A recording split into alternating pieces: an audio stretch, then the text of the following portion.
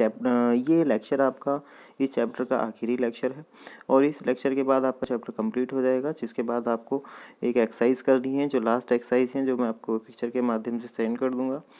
ठीक है, तो आज आपका थर्ड लेक्चर में हम क्या पढ़ेंगे, आज हम कुछ सम मोर डेफिनेशंस, जो कुछ महत्वपूर्ण परिभाषाएं हैं वो हम पढ़ेंगे जो इस चैप्टर में बाकी रह गई हैं, जिसमें सबसे पहली डेफिनेशन आप पढ़ेंगे प्रतिलोम फलन, जिसको हम इन्वर्स फंक्शन भी कहते हैं।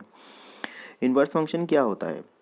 यदि हमें कोई भी फलन यानी फंक्शन दिया गया है f, जिसकी मैपिंग a से b पर हो रही है और वो एक एक ही और आच्छादक है, ये कंडीशन जरूरी है कि वो एक एक ही और आच्छादक ही होना चाहिए, क्योंकि एक एक ही और आच्छादक फंक्शन का ही हम प्रतिलोम फंक्शन ज्ञात कर सकते हैं। तो वह फलन f इनवर्स जो होगा वो इस प्रकार होगा कि उसमें जो डोमेन होगा वो कोडोमेन में चेंज हो जाएगा और कोडोमेन होगा वो डोमेन में चेंज हो जाएगा, और f इनवर्स को हम such that b tends to a की फॉर्म में लिखेंगे और यही फलन आपका प्रतिलोम फलन कहलाएगा, जो b से a पर चित्रित होगा। चित्रित यहाँ पर मैपिंग कह सकते हैं, प्रतिचित्रण कह सकते हैं। ठीक है, और इसे हम निम्न प्रकार प्रदर्शित करेंगे, function of x is equal to y. यहाँ पर f इनवर्स की जो प्रांत होगी, f इनवर्स का मतलब प्रतिलोम फलन, प्रतिलोम फलन का जो प्रांत होगी वो f की परिसर के बराबर होगी, जो कि b के इक्वल होगी, और f इनवर्स का जो परिसर होगा वो f की प्रांत यानी a के बराबर होगा।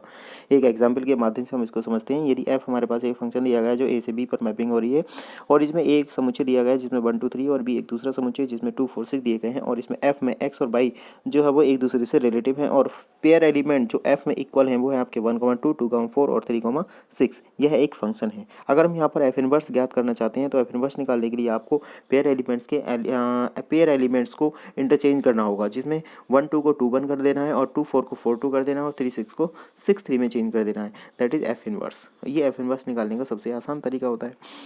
इसके बाद हम पढ़ेंगे दो फलनों का संयोजन, जिसे हम कंपोजिशन ऑफ फंक्शन भी कहते हैं। यदि हमारे पास दो फंक्शन दिए गए हैं, जिसमें कि एक f फंक्शन है जो a टेंस टू b है और एक दूसरा फंक्शन g है जो b टेंस टू c पर मैपिंग हो रहा है, तो ऐसे दो फंक्शन अगर हमारे पास दिए गए हैं तो इसके हम कंपोजिशन यानी संयोजन को GOF such that a tends to c से प्रदर्शित करते हैं, और इसे ही हम संयोजन कहते हैं। यहाँ पर हम कह सकते हैं कि g फंक्शन के अंदर आपको f फंक्शन को रखना है, वो भी x के स्थान पर। ठीक है, और इसका जो प्रतिचित्रण होगा वो a से c पर होगा, जहाँ पर g के फर्स्ट मैपिंग a को लिया गया है और f के सेकंड c को लिया गया है, और इसे एक निम्न प्रकार सूत्र से भी प्रदर्शित कर सकते हैं, जिसमें GOF over the x is equal to g over the fx for the all values of x belongs to a। एक संयोजन है। यदि एक उदाहरण के माध्यम से हम इसे समझें तो fx हमारे पास sin x अगर दिया गया है और gx एक दूसरा फंक्शन log mod x दिया गया है, तो इसमें अगर हम GOF फाइंड करना चाहते हैं तो g ओवर fx में सबसे पहले हम g फंक्शन में x को रिप्लेस कर देंगे fx से, तो फंक्शन बन जाएगा log mod fx, और नेक्स्ट हम fx की वैल्यू पुट कर देंगे sin x, then GOFx equal to हो जाएगा log sin x।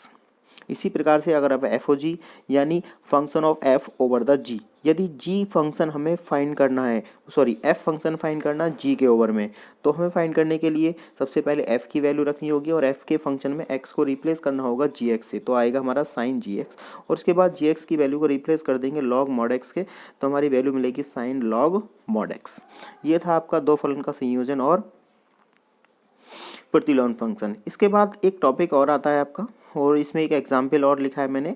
यदि हमारे पास कोई फलन f दिया गया है और वह पेयर एलिमेंट यानी युग्म के रूप में दिया गया है 2 6 7 3 9 और 4 11, और हमें इसका प्रतिलोम ज्ञात करना है, तो बहुत ही इजी होता है। f inverse is equal to 7 2 9 3 और 11 4, यानी जो पेयर एलिमेंट्स होते हैं उनको आपस में इंटरचेंज करना होता है।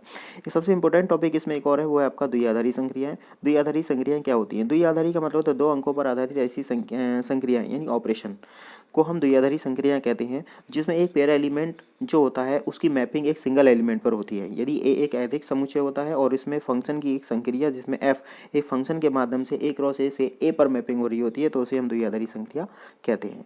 इसकी एक परिभाषा और भी होती है, ये आपको ज़्यादा अच्छा समझ में आएगी, जिसमें द्विआधारी संक्रिया को हम o से प्रदर्शित करते हैं, और किसी भी समुच्चय के दो अवयव लेकर अगर उस ऑपरेशन को हम उसके बीच में संक्रिया को अप्लाई कर देते हैं, तो उसका जो मान निकल के आता है वह भी उसी समुच्चय में ही मिलता है या फिर बिलोंग करता है, तो हम वह संक्रिया आपकी द्विआधारी संक्रिया कहलाती है। ठीक है, उदाहरण लेकर के माध्यम से आप समझ सकते हैं। अगर यह ऑपरेशन आपका संक्रिया आपका प्लस हो सकता है यानी योगफल भी हो सकता है, और समुच्चय आपका प्राकृतिक संख्याओं का समुच्चय भी हो सकता है। अगर हम दो प्राकृतिक संख्याओं को आपस में जोड़ दें तो एक नई प्राकृतिक संख्या ही प्राप्त होती है। इसका मतलब n एक समुच्चय A है जिसके अंदर से अगर हम दो प्राकृतिक संख्याओं को लेकर उसमें एक ऑपरेशन यानी संक्रिया योगफल लगा देते हैं तो जोड़ने के बाद एक नई प्राकृतिक संख्या प्राप्त होती है जो एक प्राकृतिक संख्या ही होती है और n में ही बिलोंग करेगी। तो इस प्रकार के ऑपरेशन यानी संक्रिया को हम द्विआधारी संख्या कहते हैं जो दो अंकों पर आधारित होती है, लेकिन संक्रिया प्राप्त करने के बाद में जो उत्तर प्राप्त होता है वह भी उसी समुच्चय में बिलोंग करता है। तो ऐसी संक्रिया को हम द्विआधारी संक्रियाएं कहते हैं।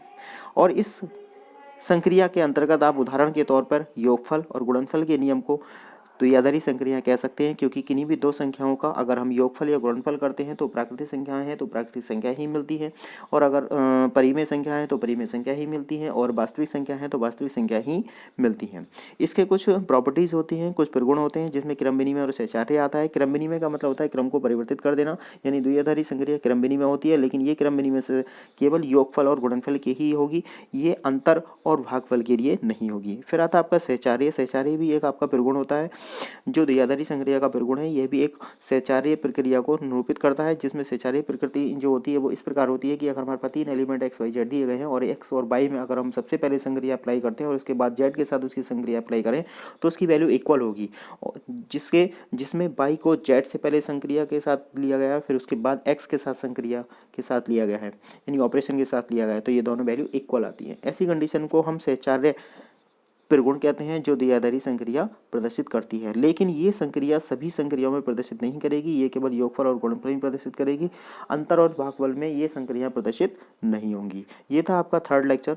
और इसके बाद आपको ये जो एनसीईआरटी की बुक्स है उसके मैं कुछ पिक्चर्स आपको भी इसके साथ भेज दूंगा, और इसकी लास्ट एक्सरसाइज है, इसमें आप ध्यान से देखेंगे तो ये क्वेश्चन बहुत इजी है। ये जितनी भी डेफिनेशन मैंने आपको पढ़ाई है, जितने भी मटेरियल आपको मैंने इसमें कराया, पहले आप उसको रिटन वर्क में रजिस्टर में नोट करेंगे, उसके बाद उसको स्टडी करेंगे और उसके बाद ये क्वेश्चन आप इसमें सॉल्व करेंगे, जिसमें एक्सरसाइज भी दी गई हैं। उन एक्सरसाइज के नंबर डालकर आप इनको सॉल्व करने की कोशिश करेंगे और जितना हो सके उतना आप इसमें सॉल्व करेंगे। अगर इनको कोई प्रॉब्लम होती है तो आप उसे ग्रुप पर शेयर करके पूछेंगे। ओके।